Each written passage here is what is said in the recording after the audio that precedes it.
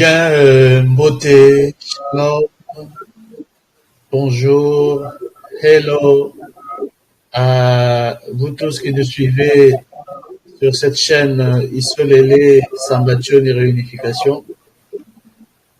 Nous venons encore une fois face à vous avec un invité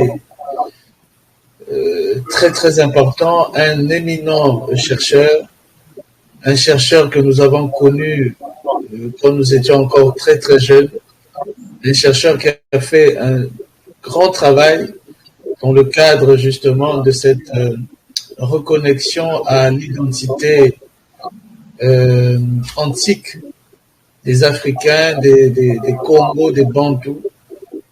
Et nous recevons donc notre grand invité, le pasteur Thomas Vanda, qui va nous parler d'un sujet, j'allais dire, très très important, un sujet comme vous allez le découvrir lors des échanges que nous allons avoir, un sujet en tout cas qu'on a du mal à imaginer lorsqu'on ne fait pas vraiment attention à l'histoire d'Israël. Alors, en introduction, je vais dire deux petits mots par rapport au sujet que nous allons aborder. Alors, le sujet, c'est la persécution romaine. Tout au long des échanges que je vais avoir avec Thomas Vanda, nous allons découvrir justement c'est quoi, qu'est-ce qu'on entend par persécution romaine. En tout cas, ce que je peux dire en introduction, c'est que l'histoire d'Israël, telle qu'on la connaît selon le récit biblique, c'est une histoire qui commence pratiquement autour de 1760 avant notre ère, avec donc l'ancêtre Abraham, qui était parti de ce qu'on appelle Sumer, et qui était venu, en tout cas qui était parti dans la terre de Canaan. La terre de Canaan, notamment entre le Jourdain et le littoral méditerranéen. Et en 135 avant Jésus-Christ,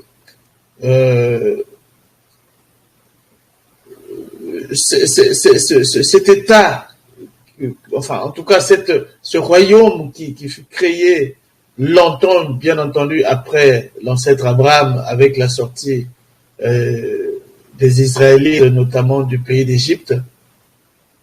Donc, ce royaume qui fut constitué longtemps après Abraham sera successivement détruit, évidemment, après le schisme qui avait survenu après donc la mort du roi Salomon avec son fils Roboam qui avait succédé. Il y avait le royaume du Nord, le royaume du Sud, et on a eu ce qu'on a appelé des invasions. Il y a eu des invasions assyriennes, des invasions babyloniennes. Il y a eu toutes les guerres que ce peuple a connues contre les Grecs, contre les Égyptiens, contre les Romains. Mais c'est beaucoup plus l'Empire romain qui était venu mettre, si vous voulez, le dernier coup de massue pour que cet État antique, ce royaume antique puisse définitivement disparaître. Mais avant cela, il y a eu cette partie qu'on a appelée donc la partie helléniste, notamment avec la montée au pouvoir de la dynastie hasmonéenne. On a eu les rois Hérode et tout. En tout cas, nous allons avoir au cours de cet échange avec Papa Thomas Vanda une lumière sur ce qu'est Rome face à Israël. D'aucuns peuvent penser justement à la statue de Nebuchadnezzar, notamment avec la prophétie du prophète Daniel. D'aucuns pourraient aussi penser à autre chose. On sait que entre Israël et Rome, c'est une histoire très tumultueuse que Papa Vanda va va nous détailler aujourd'hui, en tout cas dans cette première partie, nous allons découvrir de quoi s'agit-il. Alors, je vais lui laisser la parole. Lui, il va nous présenter justement cette persécution romaine comme étant la plus capitale, mais il va la placer dans un contexte beaucoup plus global. Et voilà pourquoi il parle même de la persécution romaine comme étant la troisième persécution. Mais en tout cas, je vais lui laisser la parole. Papa Vanda, Mbote, Shalom. Mbote, Shalom, Shalom à tous qui nous acceptent et qui acceptent de nous recevoir dans leurs appartements et dans leur maison ce soir ici chez moi. Donc c'est peut-être la nuit chez vous. Mais ce que nous allons parler aujourd'hui, c'est ce que l'humanité tout entière a vécu pendant au moins 2000 ans depuis l'occupation romaine. Et nous aurons à parcourir toute l'histoire selon la Bible et aussi essayer de situer cet événement dans les contextes bibliques. Donc, nous savons tous que Israël a vécu 3 grandes persécutions et déportations. Et la première persécution a été annoncée depuis Abraham. Et d'abord, c'est la première persécution s'est soldée avec la guerre disons, le départ de Moïse, et qui a été suivi par David, qui a fait la guerre contre les Assyriens qui avaient occupé l'Égypte et qui les avaient soumis en persécution. Et David s'est associé avec le pharaon Siamen, donc Amon, qui est jusqu'à sa descendance et encore au Cameroun, ce qu'on appelle les Bamoun. Et avec Amasis, donc là où il y a la guerre à l'est, et les pharaons Opala et Moussiris, donc la zone qui vit la guerre aujourd'hui. Et ce sont eux qui ont fait cette guerre-là pour chasser ceux qui les avaient soumis à l'esclavage. Et après, il y a eu Pardon, Papa Vanda, cette partie est importante parce que c'est le début quand même de ton propos. Est-ce que tu peux nous réexpliquer justement le contexte historique de l'événement que tu es en train de décrire? Historiquement, quels sont les événements au moment où cela se passe? Bibliquement, quel est le récit biblique qui se colle à ces événements? Et quels sont évidemment les acteurs? Tu as commencé déjà à les citer, mais il faudrait que tu rappelles cela et que tu y ailles doucement, parce que nous devons vraiment saisir cette persécution romaine que tu qualifies de la plus longue persécution. Donc, nous devons vraiment la saisir. Donc, s'il te plaît, tu reprends cette partie-là, parce que si on rate le début, on rate tout le reste. Bon, la première persécution, déjà, Abraham, je n'ai pas préparé tous les éléments bibliques, mais je pourrais vous les donner plus tard. Mais je me suis concentré beaucoup sur les références sur la persécution romaine, parce que c'est celle qui est la moins connue. Mais tous les autres, c'est connu, donc je peux vous envoyer toutes les références si vous le voulez bien, et je vais vous les étayer les unes après les autres. Donc là, je parlais de Pharaon Siamen et de David. Et tous ces récits sont écrits dans les livres l'Égypte et la Bible, des pierres montées. Donc vous allez voir les Moussiri, les Amasis et les Opala et les Amon. Donc ce sont les pharaons qui sont dans l'est du Congo, qui sont en train d'être massacrés maintenant là. C'est maintenant cette guerre romaine qui continue à vider et à raser cette population-là. Donc, donc, Papa Vanda, tu es en train de nous dire que la persécution romaine dont tu vas nous parler, c'est la même elle est liée aussi, enfin, en tout cas, l'une de ces manifestations, c'est la guerre qui se déroule en ce moment à l'est de la RDC? Exactement. Exactement. C'est la prolongation, parce que vous allez le comprendre après. Mais pour le moment, ce qui est important, c'est de savoir qu'il y avait la persécution égyptienne.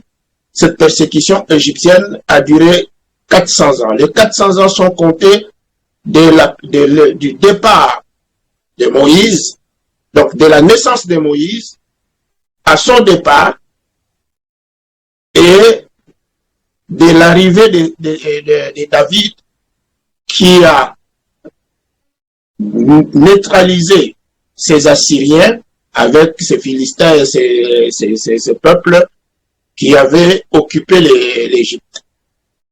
Donc, David s'est associé avec Siamel.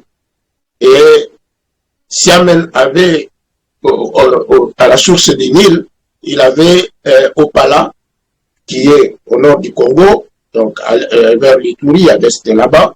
Et il y avait Amassis, donc la région de Massissi, et il y a Moussiri qui était au-dessus. Et tous ce sont des descendants du royaume Lunda qui étaient à l'extrême sud.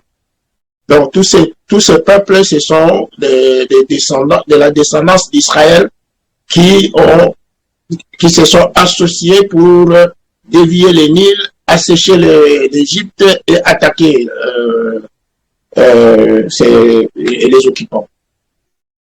La deuxième persécution, c'est la persécution chaldéenne. Et là aussi, ce sont aussi les Assyriens. Je pense que je peux retrouver le texte parce que le texte dit clairement que les Chaldéens, il dit que c'est dans Ésaïe chapitre 23 verset 13.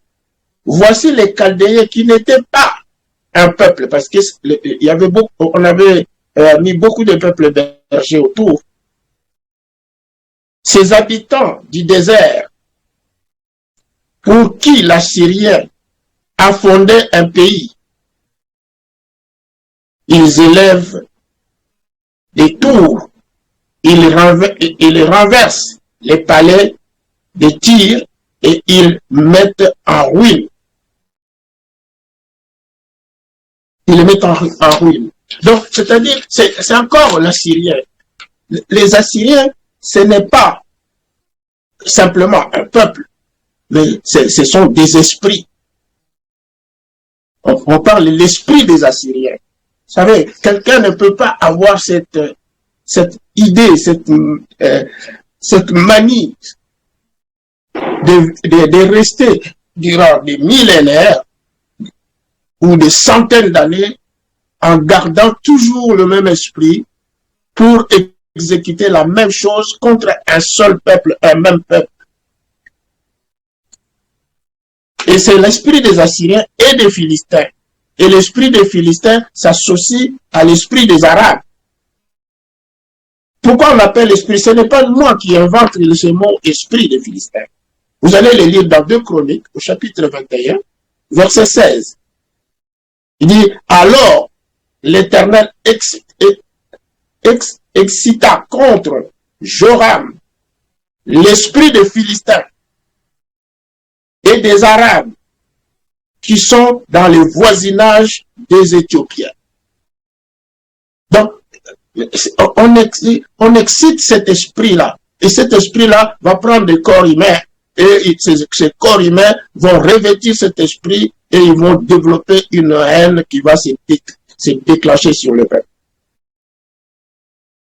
Donc, nous avons vu déjà 2 groupes, 2 persécutions. Et cette persécution devait durer 70 ans. C'est ce qui a conduit jusqu'à la libération et à la reconstruction du 2e temple. Mais là, nous parlons maintenant de la 3e persécution. Et très souvent, on est tellement distrait. Lors de nos échanges avant le début de notre émission, tu m'avais expliqué que la persécution assyrienne et babylonienne était une seule et même persécution. Tu peux nous réexpliquer ça, s'il te plaît? Oui, c'était une seule et même persécution parce que la persécution en Égypte, ce n'était pas les Égyptiens comme tels, c'était les Assyriens qui l'ont fait. C'est pour cela qu'on dit qu'il y avait un pharaon qui est arrivé, qui ne connaissait pas Joseph. Et même la Bible dit que jadis, je vais vous le trouver, si on voit et comprendre cette persécution qui a duré 2000 ans depuis l'occupation romaine. Et quand c'est les Romains qui ont détruit, déstabilisé Israël. Et cet esprit, quand il arrive, il anéantit tout et il vous surveille. Et c'est ce qui est dit dans les Cantiques des Cantiques. Il dit qu'il veillait jour et nuit pour que nous ne puissions plus lever la tête. Et la première personne à ne pas lever la tête, c'est d'abord Joseph, roi d'Éphraïm. Donc là, vous comprenez que c'est un esprit, ce n'est pas des hommes. Et cet esprit-là, il faut le combattre aussi spirituellement avec aussi la manipulation des esprits de Judas et de Joseph. Alors, parlons de la persécution romaine. La persécution romaine, dans l'Ancien temps, on dit bien que Jacob était l'invité du roi. Et Jacob même a été nommé roi de l'Orient de l'Égypte, donc de Misraïm, et même sur sa tombe, c'était écrit Abel Misraïm.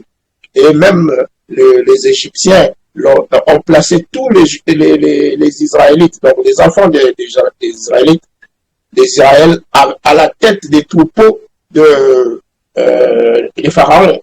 Donc ça, vous lisez ça dans Genèse. Et Joseph et les pharaons ont mis l'économie de l'Égypte entre les mains de Jacob. Et Jacob a laissé le pouvoir que Abraham lui a donné à Israël, aux 10 tribus et surtout à Juda. Mais il a dit que Joseph aura les bénédictions plus que celui de son père. Et c'est pourquoi il dit dans Genèse 49, il dit que Joseph aura toutes les bénédictions de la terre et des seins maternels et il aura les pluies, il aura tout, l'eau, tout. C'est ce que vous voyez dans la configuration où se trouve cette descendance et les Israélites en Afrique. Mais il dit une chose très importante.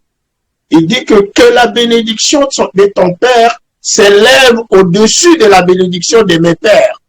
C'est-à-dire que la bénédiction d'Abraham s'élève et soit en dessous de la bénédiction que moi je donne à Joseph et à ses fils et à son territoire.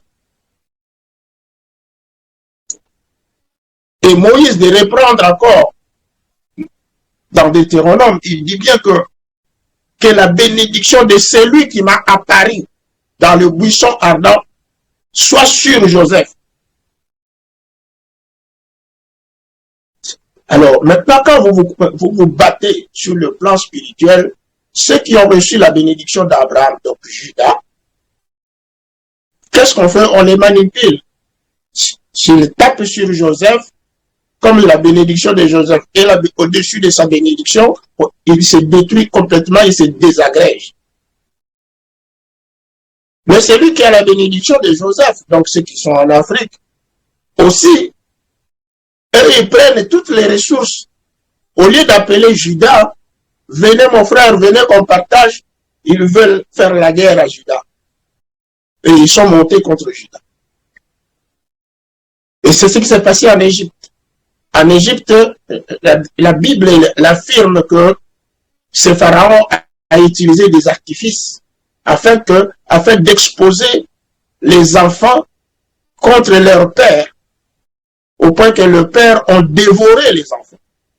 C'est pour cela que les Égyptiens n'ont pas pu défendre les Israélites et ils les ont laissés abandonner à l'esclavage par des Assyriens. Et même les stèles égyptiennes, on voit tous les prêtres qui étaient à On, là où était le siège de Joseph, fuirent vers le sud. Donc, ça, ce sont des éléments qu'on devait comprendre sur la persécution en Égypte, parce que c'est aussi une persécution importante qui a duré 400 ans. Mais celle qui a duré 2000 ans, on n'a fait pas écho. Et c'est pour cela que nous nous sommes penchés pour voir qu'est-ce qui est arrivé. Il y a eu des Shoah, il y a eu des guerres en Europe, en Occident, blanc contre blanc, et personne ne savait qui tue qui fait quoi. Parfois blanc contre noir, parfois blanc contre asiatique, et c'est infernal. Même jusqu'aujourd'hui, on réduit la population européenne, on va chercher les gens qui sont dans des pays arabes pour remplacer les populations, détruire et tout ça. On marche sur même les humains. Mais la persécution romaine a été citée dans la Bible. Mais je vais vous démontrer la localisation. Parce que avant, quand on a parlé de chacune des persécutions, en dehors de la persécution égyptienne que Abraham n'a pas cité de nom, mais parce qu'il était déjà en Égypte quand il disait ça, donc probablement on dit que c'est cette persécution égyptienne dans un territoire qui ne leur appartenait pas. Mais la persécution chaldéenne a été citée nommément. La persécution romaine aussi a été citée nommément. Mais aussi la localisation et sa délivrance. Alors, qu'est-ce qui nous montre que il y aura une délivrance de cette persécution? Commençons par la fin, et nous allons y aller plus tard, y revenir plus tard. Dans Jérémie chapitre 16, verset 15, il dit, verset 16, il dit que les jours arrivent où on ne dira plus, j'aimerais que je vous les lise dans la Bible.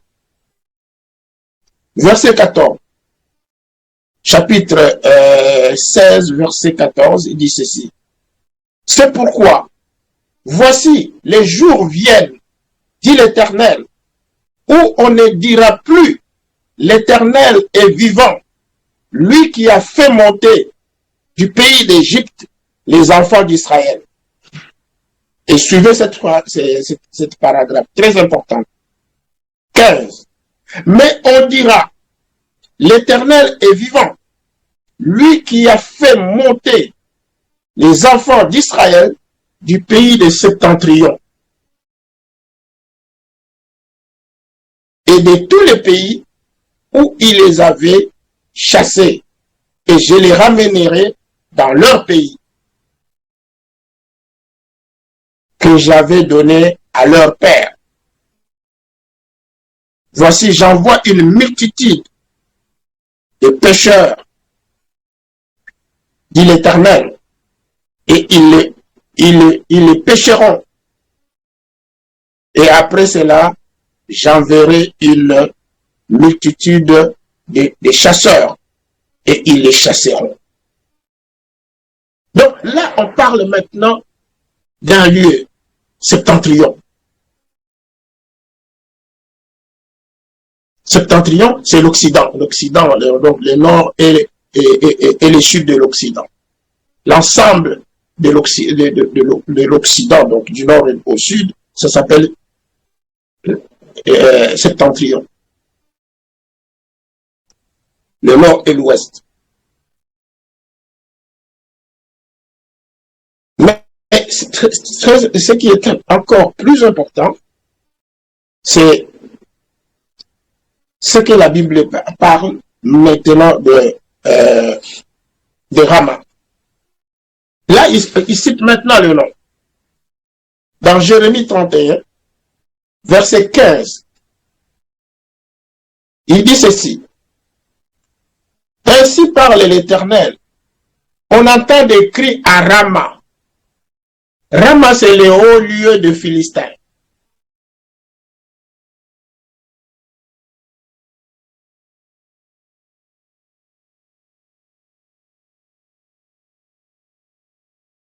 Rama, c'est le haut lieu de Philistin.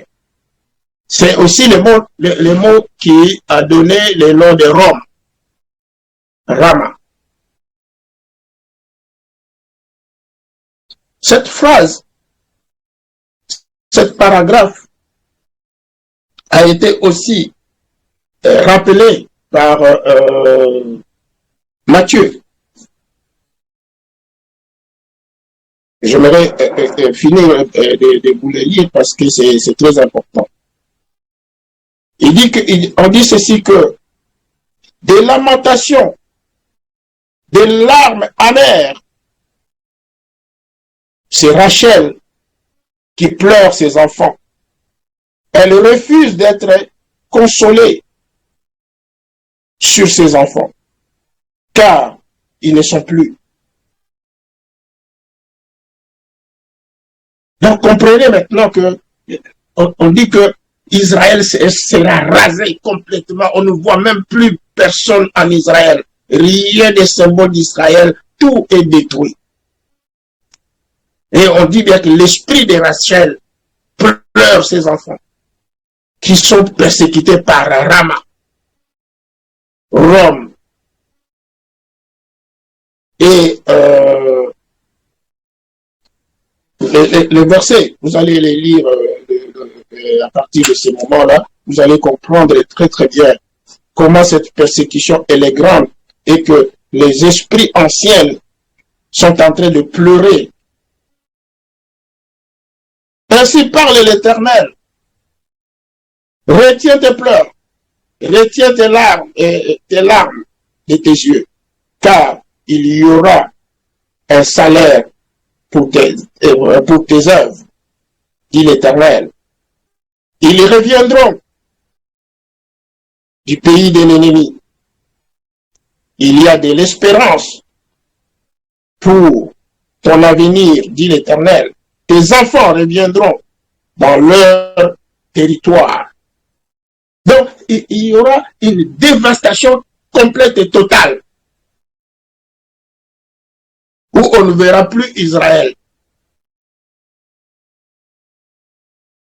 Et dans Matthieu, au chapitre 2, donc Nouveau Testament, Nouvelle Alliance, chapitre 2, verset 18,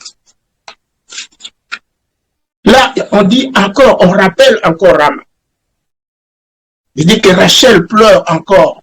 Donc, Rachel a pleuré dans l'Ancien Testament et il a pleuré pendant l'occupation romaine. Il dit que Rachel est en train encore de pleurer. C'est pour rappeler que ce sont des esprits.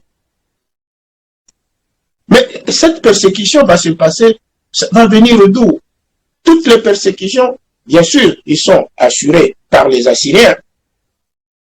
Mais, ce qui est important, c'est de comprendre que la persécution égyptienne est venue de ceux qui étaient de l'Orient, qui avaient habité en Égypte, donc les Assyriens, et qui ont fait un coup d'État et qui ont renversé les pharaons et qui ont assujetti les invités des pharaons. Mais la deuxième persécution était en Orient. Mais cette troisième persécution, elle est citée bibliquement par les prophètes qu'elle viendra de l'Occident, donc de Septentrion. Mais on cite même le mot Occident. Et bien des théologiens n'ont pas prêté attention à ça pour parler de la persécution occidentale, qui existe jusqu'aujourd'hui, même pour les Occidentaux, même pour les Africains. Et parfois même, dans les paroles, dans les choses, dans les thèmes qu'on développe, même en Occident, on sent la différence entre occidentaux et européens, donc des choses comme ça, là, entre ariens et occidentaux. Quand on parle de la race aryenne, on parle de la race orientale. Quand on parle européen, Héros, ça veut dire vent d'Orient. Ariana, ça veut dire aussi vent d'Orient. Donc, ça ne change rien. Donc, vous quittez la race arienne, vous allez dans la race européenne, vous faites la même chose. Donc, vous retournez à la case de départ. On utilise simplement des synonymes. Parce que ce sont des esprits. Les esprits partent et fonctionnent avec des identités. Là, c'est un point intéressant que tu rêves là. C'est-à-dire que c'est comme si tu es en train de nous dire cette persécution qui vient du septentrion, c'est-à-dire de l'Occident, elle est perpétrée finalement par les mêmes orientaux, c'est-à-dire que les Chaldéens, c'est où, enfin pas les Chaldéens, mais les Assyropèens, c'est comme si c'est, parce que les Ariens, quand tu cites les Ariens, ça nous ramène aux Perses. Donc c'est comme si tu es en train de nous dire, mais ce sont les mêmes individus, ou les mêmes esprits qui se sont déportés vers l'Occident, et à partir de l'Occident, continuer à persécuter Israël. Exactement. Et vous allez bien le comprendre parce que ce n'est pas moi qui l'ai dit. Vous comprenez, c'est les textes bibliques qui le disent. Hein? Vous voulez avoir ce texte-là, je vais vous donner le texte. Je l'ai ici. Il dit ceci dans Ésaïe chapitre 9, verset 12 ou verset 11 pour les autres versions. Il dit, les Assyriens sont à l'Orient, les Philistins à l'Occident, ils dévoreront Israël à pleine bouche. Malgré tout cela, sa colère ne s'apaise point et sa main est encore étendue. Vous comprenez? C'est-à-dire, le royaume, comme ça, l'Empire romain sera séparé entre deux, entre l'Occident, qui sera confié aux Philistins, et l'Orient, l'Empire romain de l'Orient, qui sera donné aux Assyriens. Donc, vous comprenez que l'Empire romain fonctionne toujours en deux. L'Empire romain de l'Orient et l'Empire romain de l'Occident. Et l'Empire romain de l'Orient a fonctionné avec la religion chrétienne, dite chrétienne. Et l'Orient a été formé par la religion qu'on dit le pseudo-islamique. Et tous les deux sont des ennemis d'Israël. Donc tous les deux n'aiment pas les Judas. Je pense que vous voyez même le comportement. Même quand on parle de Jésus, dedans que Jésus qui est juif, mais les chrétiens n'aiment pas les juifs. Mais toute la Bible parle des juifs. Et même dans le Coran, au chapitre 6 et chapitre 9, où on parle de Jésus, où on parle de Marie, qui sont des juifs, et même pour le Mahomet, dont on ne parle même ni de son père, ni de sa descendance, de sa généalogie. La seule femme où on a beaucoup parlé, c'est la mère de Jésus. Et aussi, le seul grand prophète qu'on a réservé toute l'historique, c'est Issa, donc Jésus. Mais l'islam est contre les juifs et contre les chrétiens. Et les chrétiens sont contre les musulmans, hein, et vice-versa. Donc, ce sont des stratégies, parce qu'il y a des esprits qui raniment ces gens-là, ces hommes-là.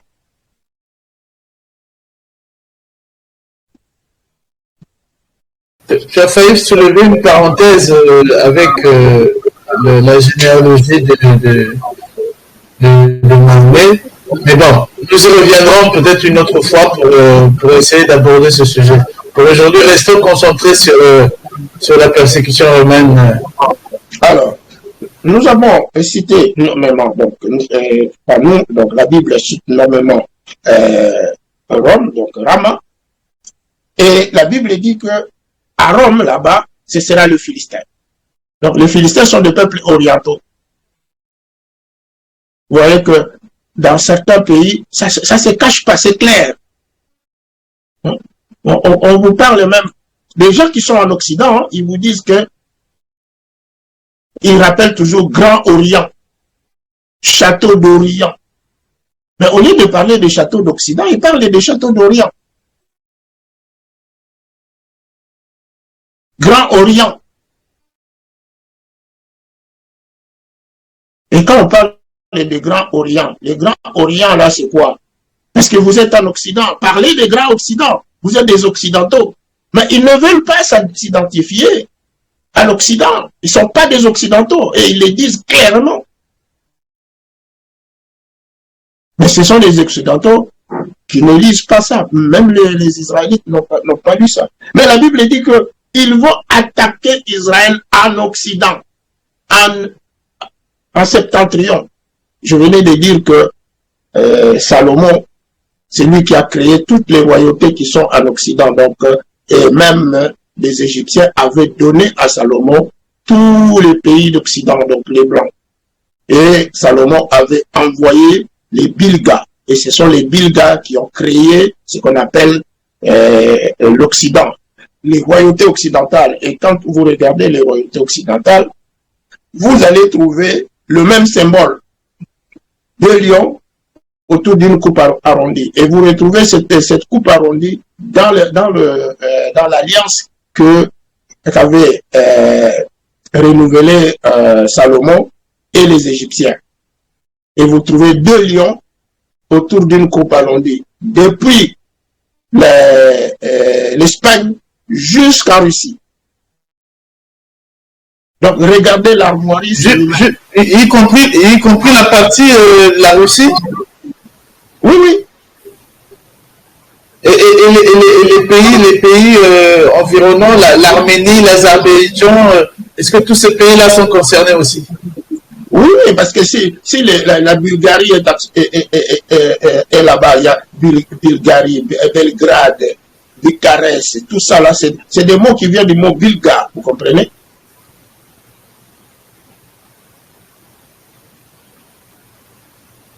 Belga. Tout ça, ce sont des Bilgas qui ont créé tout ça là. Et les Bilgas sont des Israélites. Même quand vous lisez les documents de la Bulgarie médiévale, on va vous dire que les Bilgas étaient des prêtres. Et ils étaient des races noires. Et leur chef s'appelait Chaka. Comme on appelle Chaka Zulu. Vous comprenez? Donc, ils ont pratiquement certains même noms comme le nom des Bantous en Afrique. Et même si vous allez même en Sibérie, vous allez trouver une région qu'on appelle Katanga, comme Katanga en RDC Congo.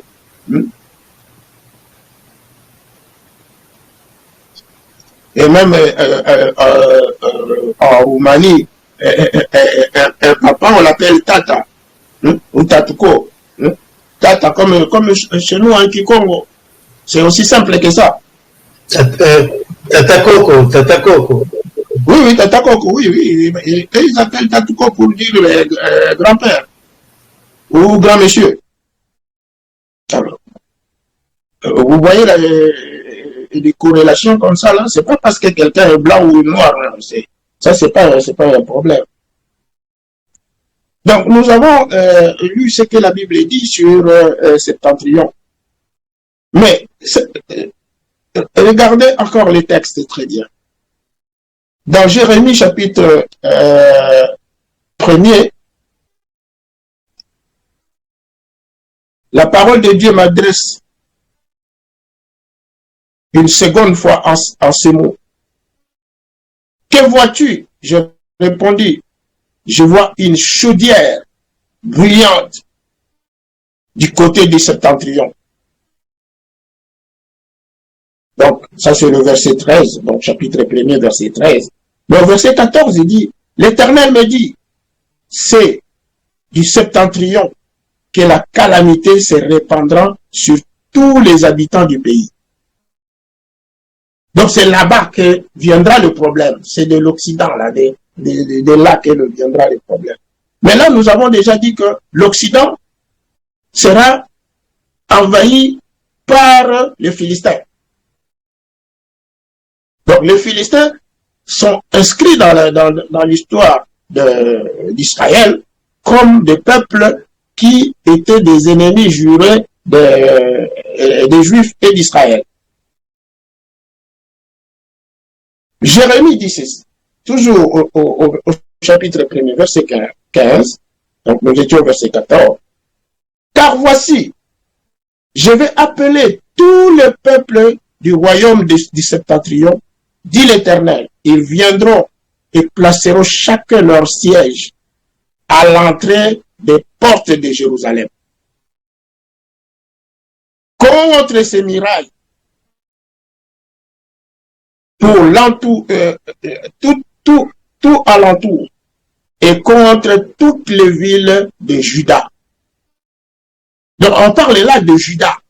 Vous savez que quand cette calamité est arrivée, il n'y avait que Juda là-bas. Donc Israël, donc les 10 tribus étaient déjà retournées en Afrique et 27 000 étaient partis en Assyrie. Donc vers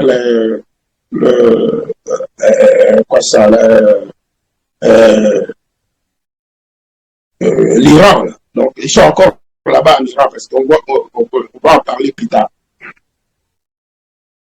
Jérémie 3, verset 10, il dit, va crier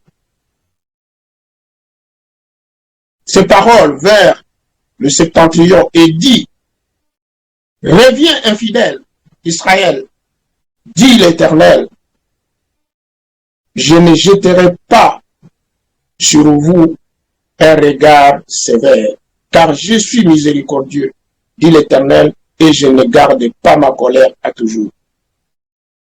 Jérémie 3, 18, il dit ceci. En ce jour, la maison de Juda marchera avec la maison d'Israël. Elles viendront ensemble du pays de septentrion, au pays dont j'ai donné la possession à vos pères. Donc, vous voyez, on parle maintenant de cette persécution qui viendra de l'Occident et qui va diviser les gens, qui va détruire. Et la Bible dit dans Genèse, déjà dans Genèse, on en parlait déjà là. Jacob en parle. Il dit que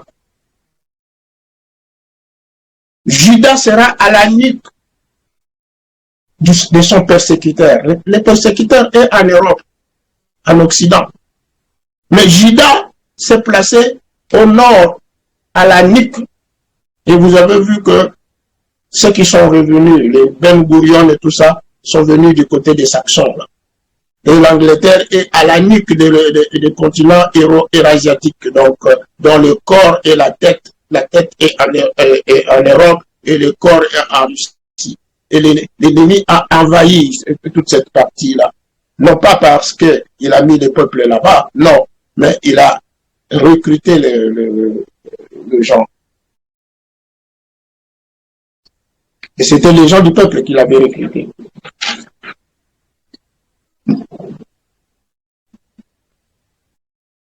Il dit que je l'ai ramené, donc, Jérémie 31, 8.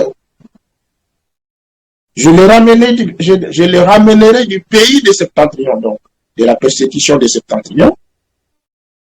Je rassemblerai les extrémités de la terre. Parmi eux sont les aveugles, les boiteux, les femmes enceintes et celles en travail. C'est une grande multitude qui reviennent ici. C'est une grande multitude qui va revenir. Mais il va revenir de la persécution de l'Occident, de Rome.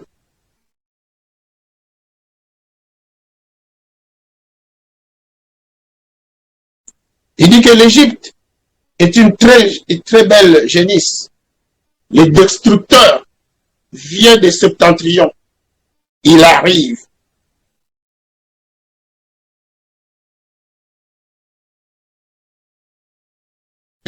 l'Afrique même, il va être attaqué par l'Europe. Aujourd'hui, là, vous savez, on met le franc CFA, on change les, je ne sais pas moi, les co.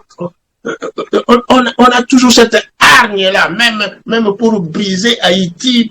C'est un petit pays qui ne vaut rien là. Mais on veut la détruire. On veut le détruire. Pour rien.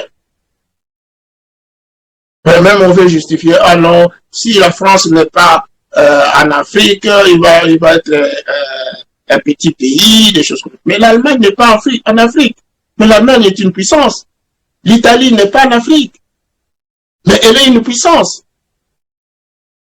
La Suède et compagnie. Bon, la Russie, on ne peut pas en parler parce qu'on va dire que la Russie, elle est trop grande, elle a beaucoup de ressources. Mais parlons de l'Allemagne. L'Allemagne est plus petite que la France. Mais pourquoi seulement cette partie-là?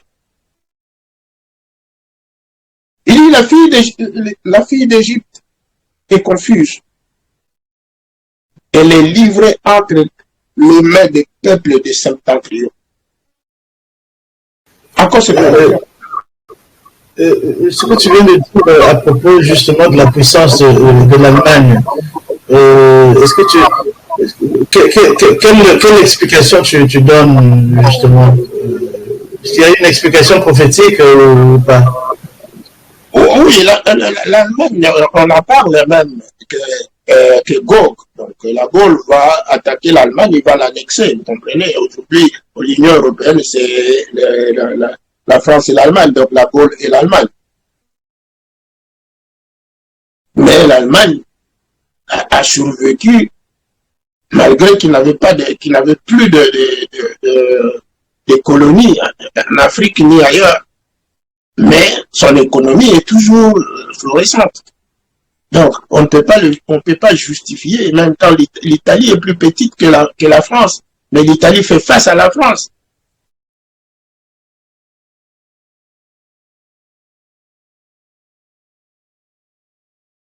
Il dit, car c'est une nation qui monte contre elle du septentrion. Elle réduira son pays en désert, donc les pays africains. Il n'y aura plus d'habitants. Les hommes et les bêtes fuient. Donc, quand vous regardez ce qui se passe à l'est du Congo, vous voyez que les hommes fuient avec les bêtes. C'est ça, Rama.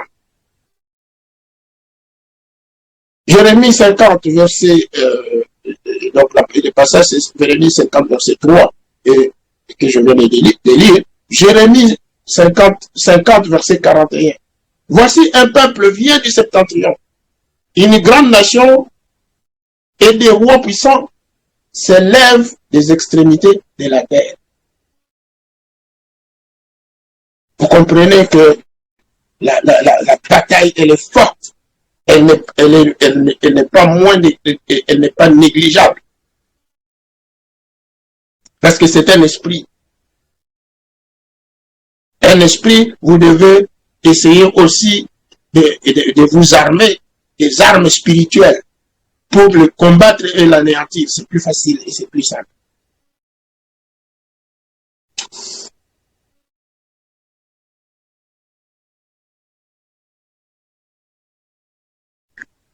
Dans Ézéchiel, au chapitre 1er, verset 4, il dit ceci.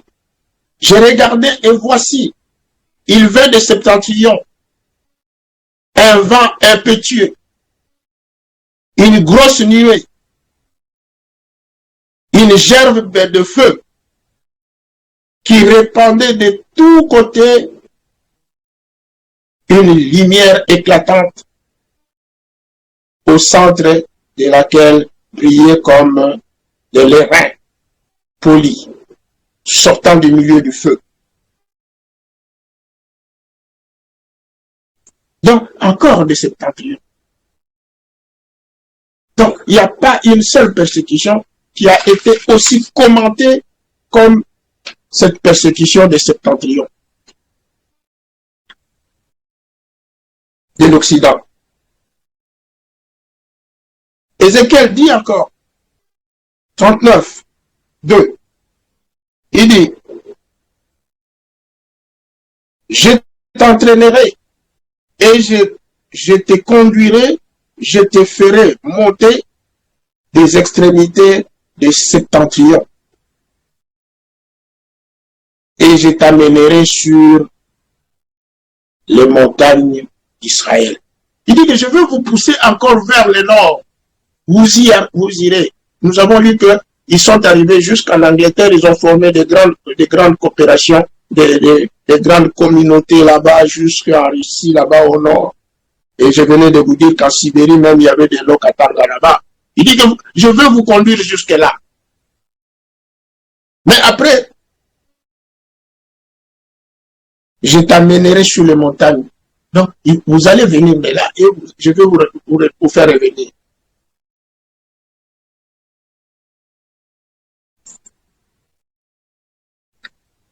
Et dans Daniel, il dit bien, il dit, j'ai vu le bélier qui frappait de ses cornes à l'Occident, au septentrion et au midi. Aucun animal ne pouvait lui résister. Il n'y avait personne pour délivrer ses victimes. Il faisait ce qu'il voulait et il devint puissant. C'est très important, c'est très éloquent la Bible.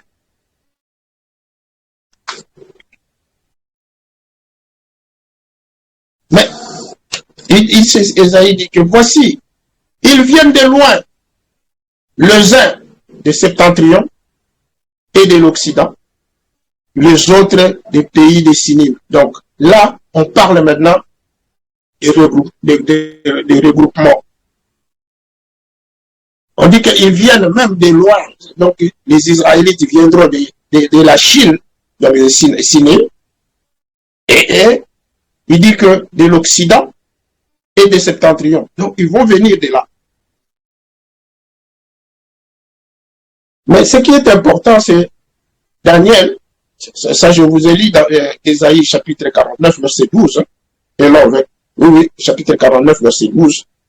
Mais je vais vous lire maintenant Daniel chapitre 8, verset 5.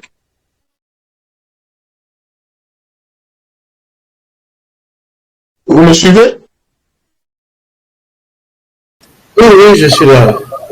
Alors, Daniel chapitre 8, verset 5, il dit ceci. J'ai regardé attentivement et voici un bouc venait de l'Occident et parcourait toute la terre à sa surface sans la toucher. Ce bouc avait une grande corne entre les yeux. Vous voyez, c'est la licorne. Et quand vous entendez la France faire la guerre en Afrique, il y a toujours une opération qu'on appelle l'opération licorne. Vous comprenez? Exactement. Mais ici, Daniel en parle.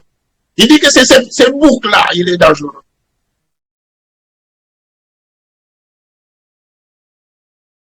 Il dit que lui, il parcourait les monts contre Israël. Parce que tout ce que vous voyez comme société secrète, parfois les gens pensent qu'une société secrète, c'est un club d'amis. Non, ce n'est pas un club d'amis. C'est un service secret étranger qui vient pour capturer votre élite, pour la contrôler et la servir. Vous savez, dans des sociétés secrètes, beaucoup de choses, donc j'ai beaucoup de témoignages de ceux qui étaient dedans, là, ou parfois il y a des gens qui ont eu des remords. On nous a avilis là-bas, parfois même, certains ont été même violés au nom de la secte, au nom de la confrérie. Vous êtes des confrères, mais on vous dit que le jour où vous allez dénoncer les choses, on va vous couper la tête. Est-ce que ça, c'est vraiment une confrérie? C'est une religion, ça? Ah, ça. C'est une capture, non? Exactement. C'est un asservissement. Vous ne pouvez pas comprendre que nous pouvons nous révolter à ce moment ici, là. C'est une capture. Mais ils sont là, tout le monde est là. Je dis, oui, j'essaie de couper la tête et je suis d'accord, je suis content. Mais la Bible dit que vous allez voir les symboles, ces symboles-là, de ces boucles-là, qui a un corps entre les deux yeux là. L'autre avait vu le même bouc.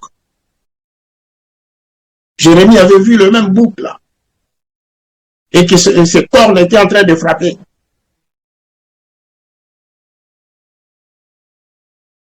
Mais la France ne les cache pas. En France, on ne cache pas les choses. On dit clairement que les Gaulois, parce que quand on parle de la France, ce sont des peuples occidentaux qui ont été occupés par des peuples qui sont venus de la Gaule, de la Gaulonitie.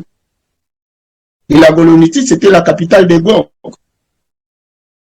Et Gog, c'est la capitale, c'est le pays des Gaulois, là où est sorti Goliath, donc pays des Philistins. Et ils ne les cachent pas, ils les disent clairement que nous ne sommes pas des Occidentaux, nous sommes des Orientaux. Et Hitler, quand il dit que j'étais en train de poursuivre l'œuvre de Napoléon Bonaparte que des princes Eugène et de Charlemagne. C'est aussi clair que ça. Qu'est-ce que vous voulez qu'on vous dise que Hitler, il est dit clairement que non. Et puis dans 100 ans, nous allons répéter la même chose.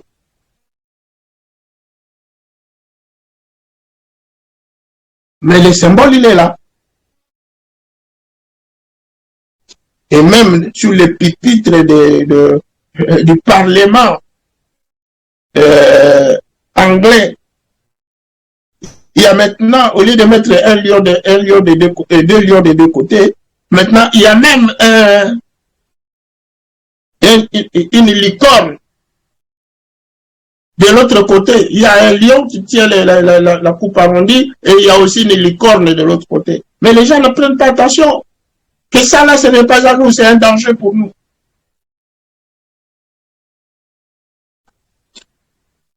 Je sais que ça va toucher beaucoup de gens, mais je pense que il faut qu'on vous donne suffisamment d'informations.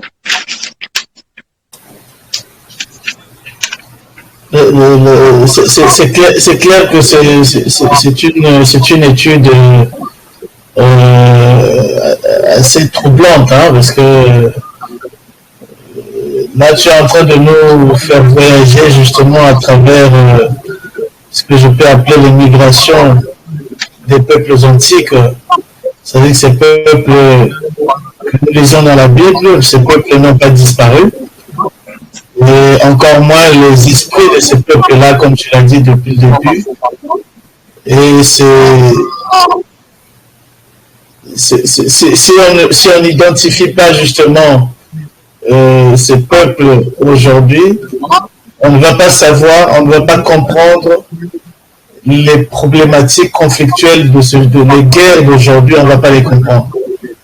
On va penser qu'il s'agit simplement de tel pays qui veut prendre telle richesse, tel souci, alors que c'est beaucoup plus profond que ça, il y a des esprits derrière, et ces esprits-là courent après Israël. Ces esprits courent après Israël parce qu'ils veulent détruire Israël. C'est très important ce que tu dis. En tout cas, c'est une étude assez troublante, mais j'ose croire que elle va nous permettre de mieux nommer en tout cas les choses et de mieux les comprendre et aussi de mieux nous préparer, parce que tu as dit que ces esprits, il faut aussi les combattre, puisque ce sont des esprits, donc il s'agit d'une guerre spirituelle, il faut alors les combattre par l'esprit aussi.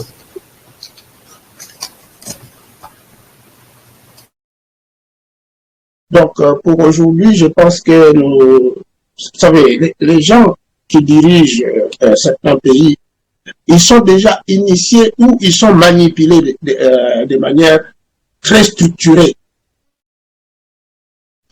Quand vous voyez Macron arriver en Afrique et dire non, en Guinée-Bissau, il dit non, on n'aime pas le peuple. Mais Citez les noms. Qui n'aime pas le peuple? Il n'y a personne qui vit avec le peuple. Mais ils ne veulent pas citer les Bantous. Donc, en substance, vous voulez dire que les Bantous, donc les Israélites, n'aiment pas le peuple. Mais ils vivent dans les régions Bantous. Nous n'avons aucun problème avec eux. Aucun. Aucun. C'est simplement pour attiser la haine et attiser le mécontentement et la mésentente. Et même le peuple sont massacrés dedans. Vous avez suivi quand le président Déby a dit « Je ne continuerai pas la guerre que vous me demandez d'aller contre le Centrafrique. C'est un pays frère et je ne veux pas continuer dedans. » Mais on l'a tué, n'est-ce pas ça?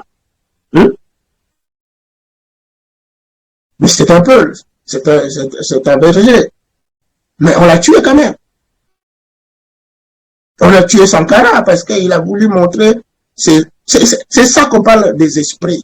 C'est-à-dire, un esprit rentre dans quelqu'un, il peut tuer même son propre frère lorsque le frère ne s'identifie pas.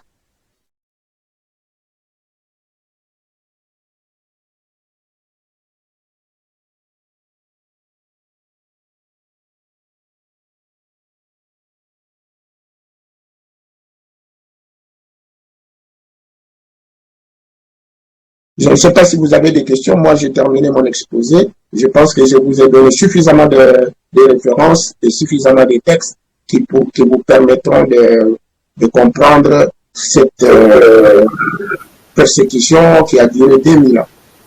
Nous allons digérer ces premières informations que tu nous as partagées aujourd'hui. Je pense que ce que nous avons reçu pour cette première partie est tellement difficile à entrevoir qu'il nous faut quand même du temps pour digérer cela. Nous savons que l'histoire, parler de l'histoire des Hébreux, parler de l'histoire d'Israël, c'est pas une mince affaire, c'est pas une chose facile. C'est faire le récit de tous les événements qui ont constitué en tout cas l'histoire d'Israël. C'est une entreprise très difficile. Et je sais que nous n'avons pas la prétention aujourd'hui de dire que nous allons décortiquer toute cette histoire, puisque elle a de multiples facettes. Mais ce que nous désirons faire à travers cette série d'émissions avec Papa Vanda, c'est beaucoup plus rappeler aux uns et aux autres que lorsque nous revenons dans l'identité israélienne, lorsque nous nous retrouvons dans cette identité, lorsque nous disons que nous sommes des Israélites, ben, cela implique justement de venir à l'école de la connaissance. Et cette connaissance passe donc par la maîtrise de l'histoire véritable de notre histoire véritable, l'histoire véritable de nos ancêtres, notre histoire véritable. Et à travers cette lecture justement historique que nous propose Papa Vanda, nous pouvons mieux comprendre les événements du présent. Nous pouvons mieux aussi nous organiser par rapport aux échéances du futur. Ça ne sert à rien de pleurnicher, ça ne sert à rien de continuer à penser que d'autres viendront nous aider. Si nous savons qui nous sommes, alors nous saurons qui sont ceux-là qui nous voudront toujours du mal. On a vu avec ce qui s'est passé notamment en Europe, il y a eu la Shoah, il y a eu tous ces événements-là, tous ces massacres justement. Et l'Afrique a connu aussi justement, notamment avec le Yovoda, c'est-à-dire que l'esclavage, il y a eu l'esclavage arabe, il y a eu l'esclavage mené justement par le septentrion, les Occidentaux. Donc, tout cela, c'est ça la persécution. Mais j'espère que la prochaine fois, Papa Vanda nous emmènera encore dans d'autres facettes justement de cette persécution. C'est une persécution, si vous l'avez bien compris, c'est une persécution qui, pour la connaître, vraiment pour la saisir, l'identifier, il faut connaître quels sont les acteurs qui sont sur le terrain. Et ces acteurs-là, contrairement aux apparences, n'ont pas les mêmes apparences. Ce sont des acteurs qui ont changé de forme, qui se sont métamorphosés, mais l'esprit est resté le même. Cet esprit dont Papa Vanda aujourd'hui a cité l'écriture lorsqu'il a commencé par parler de l'esprit des Chaldéens, l'esprit des Assyriens, et c'est cet esprit-là justement qui court après Israël pour lui faire du mal. Et aujourd'hui, je pense que c'est une question de transmission. Nous sommes en train de transmettre justement cette autre partie de nous-mêmes. Nous sommes en train de transmettre cela à ceux qui viennent après, ceux qui viennent découvrir justement qu'ils sont israélites. Papa Vanda, il y a longtemps qu'il a commencé à travailler ces sujets. Nous avons commencé il y a quelques années, mais nous avons été nourris, nous, en ce qui nous concerne, par ses premières recherches, lorsqu'il nous a fait la démonstration justement avec la toponymie. Donc c'est une éminence pour nous et nous espérons que lors de la deuxième partie, il nous conduira encore dans d'autres facettes, en tout cas peut-être plus troublantes encore, peut-être, de cette persécution romaine qu'il qualifie de troisième et plus longue persécution romaine, car elle a duré 2000 ans. Donc, Vanda, je ne sais pas si tu as un mot de conclusion pour conclure cette première partie de notre série d'émissions sur la persécution romaine. C'est comme je venais de dire tantôt que, disons, c'est pas moi qui l'ai dit, donc comme les Écritures le disent, il dit que c'est l'esprit des Philistins et des Arabes, voisins des Éthiopiens, qui vont attaquer les Israélites qui sont partis en Afrique. C'est ce qui s'est passé. Les Arabes nous ont massacrés. Et la France, jusqu'à aujourd'hui, donc quand je parle de la France, c'est parce que les Français aussi en ont subi. Vous savez qu'en France, quand les Gaulois ont fait la guerre pour créer l'État, la République, ils ont massacré toutes les royautés qui étaient là et certains peuples qui étaient affiliés à Israël, comme les Acadiens, ils ont complètement été vidés de la France, comme les Vaudois, les peuples affiliés à Israël. Ils ont été vidés de la France complètement. Et les Acadiens, on les a même jetés au Canada pour qu'ils mourassent de froid. Ça, c'est un esprit très violent. Très, très violent. Et vous sentez la violence même jusqu'aujourd'hui. Et l'arrogance même de ceux qui participent à cet esprit-là. On ne veut pas quitter l'Afrique. Et tous les pays peuvent se développer, sauf l'Afrique. Et particulièrement l'Afrique au sud du Sahara. Là. Donc ça, c'est un esprit. Et cet esprit, vous devez l'identifier. Et beaucoup de pasteurs, quand je leur pose la question, mais oui, vous parlez d'Israël, mais vous ne parlez pas des Philistins. Où sont les Philistins aujourd'hui? Personne ne le sait. Mais comment vous pouvez parler d'Israël sans parler des Philistins? Comment vous pourrez parler des Juifs sans parler des Philistins? Et pourtant, toute l'histoire d'Israël se rapporte entre les guerres entre les Israël et les Philistins. Mais aujourd'hui, on a perdu les traces. Alors que les traces sont là et les Philistins s'en affichent clairement. Ce n'est pas un grand peuple, c'est juste un petit peuple, mais très stratège. Et ils recrutent même parmi vous. Et vous-même, vous êtes en train... Je vais vous dire une chose.